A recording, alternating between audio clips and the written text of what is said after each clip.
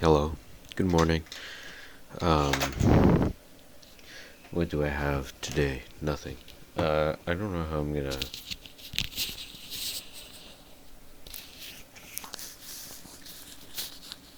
One second. Okay, you know what? I'm just gonna do this. I think the mic is good enough.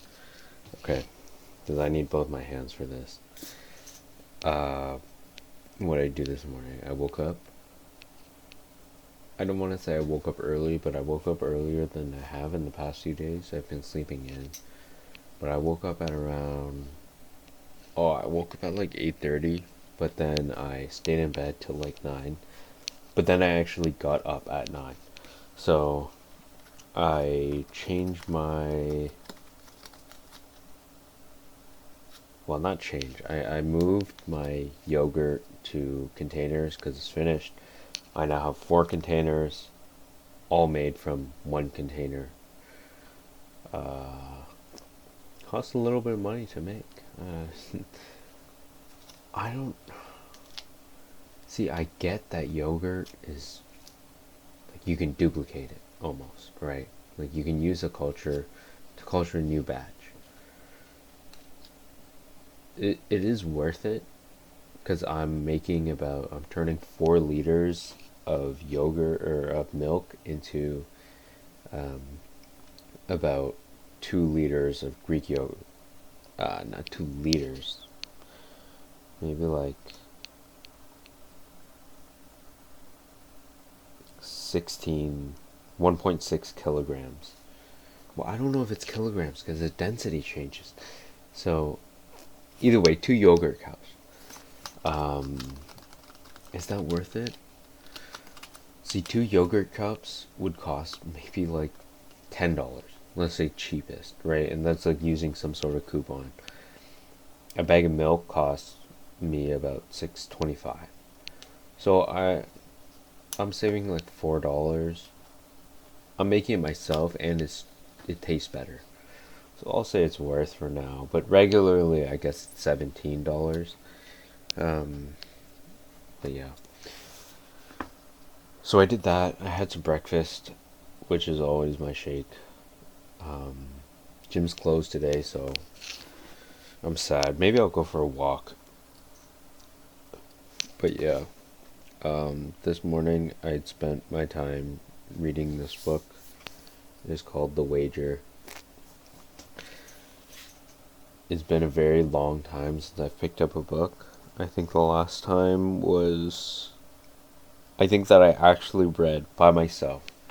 Ooh, no, that's going to be hard because I think I did some mandatory school reading, but last time I read by myself was probably grade 9 or 10. I am 22 turning 23, 16, 15, 16 since I last read a book.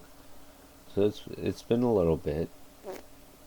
Last read a book that I willingly chose.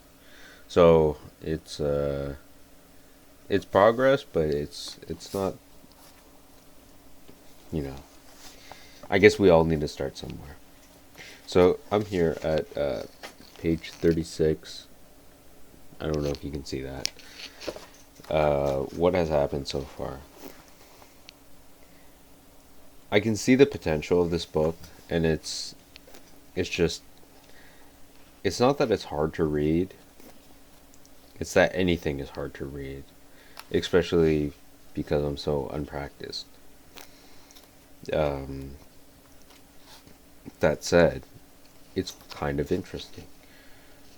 Not super interesting. I'm still falling asleep a little bit, but it's interesting enough where I remember some details. And that's also the reason why I'm making this video, because I want to remember some of the details.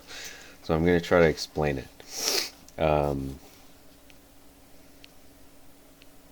do I start? Because I don't know if I remember that much, if I'm going to be honest. I'm going to need to flip through this. Here, I'll do this so you can actually see me hold the book. So where does it start? It starts.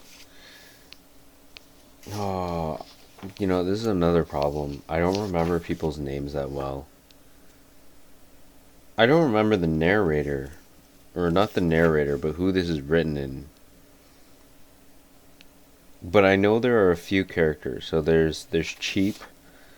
I think he's the he's not the captain, but he's pretty high up there. There's Captain Kidd. I think he's the captain. Um, there's Brian, Bryson,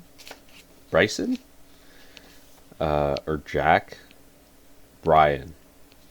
Okay, they call him Jack later on in the book. You'll find, but they also call him Brian. Um, it's Anson Cheap. So, or no, it's David Cheap. Anson somebody else. I don't know who Anson is. Uh, this is not off to a good start. Brian. Okay, well, I still have the names to remember. But book basically chapter 1 basically starts off explaining where everything started, I guess. They talk about the let me see. What am I saying? They're talking about the wager, which is a boat specifically designed to, well, not specifically designed, but they want to go around like South America through the bottom. Here, it's actually pretty helpful because there's a map. So on the right here, they want to start out from here, and then they want to go down. Now the main problem is that it's notoriously hard, and it's very disease and weather dependent. It's very, very difficult. And during the first chapter, you realize, or you learn very quickly that, you know, while they have these ambitions, it's not, like, I guess you could say, well funded. A lot of the people who are, I guess, conscripted to go, or volunteers, or who want to go in the first place, they're not so experienced, and a lot of them are already just have diseases. Now, I might be messing this part up, but this is how I understood it.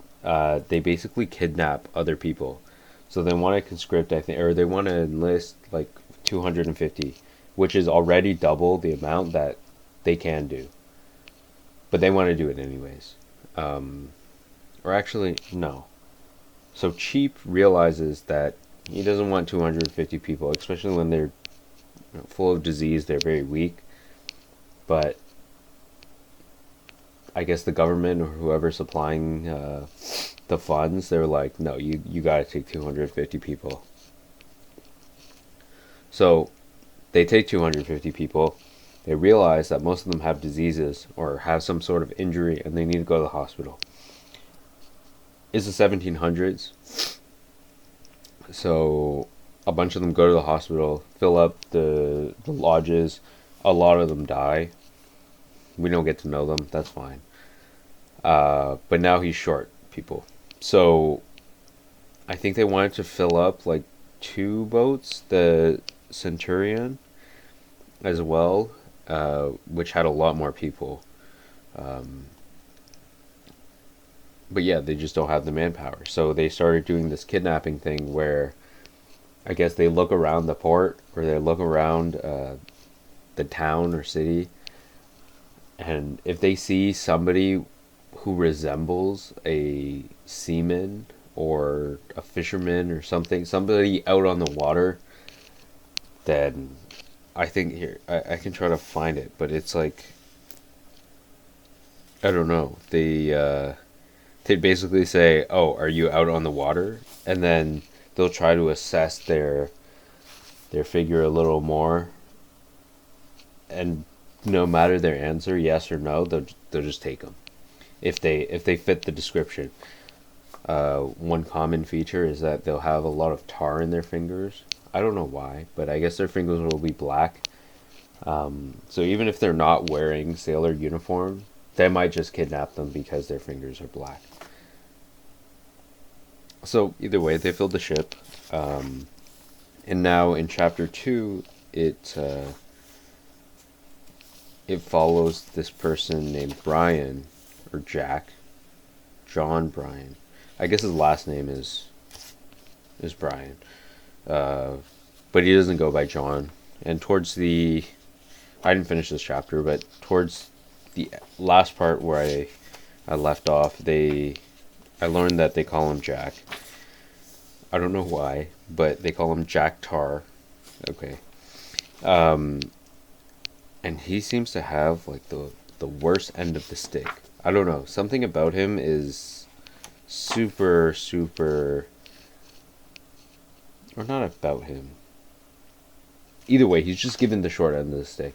He At the beginning of the chapter, it says like, oh, he's at the very bottom of the ship, below the upper deck, below the lower deck, below the lower deck. He's at the very bottom, hovering right over where they store all, I guess, the shit water or something like that. I don't know. Um, yeah, stuck down in the aft part of the orlop deck. I don't know what that is, but as he says here, a damp, airless hole devoid of any natural light. All right. So he kind of says throughout that he wants to climb the, I guess, ladder. He wants to make himself known somehow. He wants to do, I guess, good work. Um, and so he doesn't shower. At least the first day, because he wants to make himself known. He wants to go out, get the day started. Might I add, at 4 a.m. Um, but yeah, he kind of walks us through each different crew member, and what they do and what they bring. Some also personal questions, more like this person is in his 80s, has like multiple children. He even brought his youngest son with him on the voyage, which is, I don't know, it's kind of crazy. I feel like I wouldn't even get on a boat with somebody who I knew was sick, even if it was like a common cold. But either way, uh, yeah, lots of disease, and it's so interesting because a lot of the cures to these diseases are so simple. Like, well, I'm gonna say scurvy, but they didn't mention it yet. But all it is just, what, isn't it vitamin C or something like that? It's just the lack of fruits and vegetables or something, right? Or the lack of citrus. I don't know. I don't know what it. Well, I guess that's why they couldn't figure it out. If I can't figure it out and I know it, um, yeah, yeah. We're talking about some other stuff. Uh, but where I left off, he was basically talking about the, not pirate speak, but sailor speak. For example, they'll say "toe the line," which derives from when boys on a ship were forced to stand still for inspection with their toes on a deck seam. Okay, which makes sense. Pipe down. Um, Obviously, pipe down, be quiet. Piping hot was for meals. Uh, Three sheets to the wind, which is, I guess, a ship. Turn a blind eye. It became a popular expression after the Vice Admiral Nelson deliberately placed his telescope against a blind eye to ignore his superior's signal flag to retreat. Yeah. All right, so that's pretty much it. I think that made it a little bit more engaging, and that kind of refined, not refined. Uh, what's the word to mean like when it sinks in your memory? It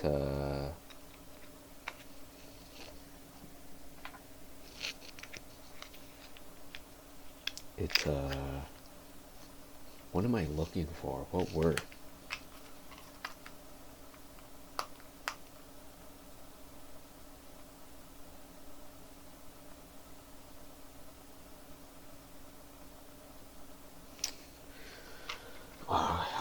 It's solidified by learning from the book. It was a hard book to read. Not because of the word. Well, some of them. I don't know what some of the words mean. And I don't want to have a dictionary next to me, but I think I might have to. But I'm also scared if I have my phone next to me that I'm just going to be on my phone instead. And also, how do you read a book? Like, I don't want to look down all the time, but I don't want to sit up like this because holding my arms out straight is hard. But also, if I lie down, it's weird because then I'm reading like this. Or if I go on my stomach, then I'm reading like this. It's all weird postures, and I feel like somebody's got to do it right. Somebody's got to figure it out. Either way, I don't know. It's 11:35. I think I'm gonna do some work. Sadly, even though it's Victoria Day, I don't really have anything else to do, and I kind of don't want to read anymore because I know I'm gonna fall asleep. So I'll talk to you later. Okay, bye.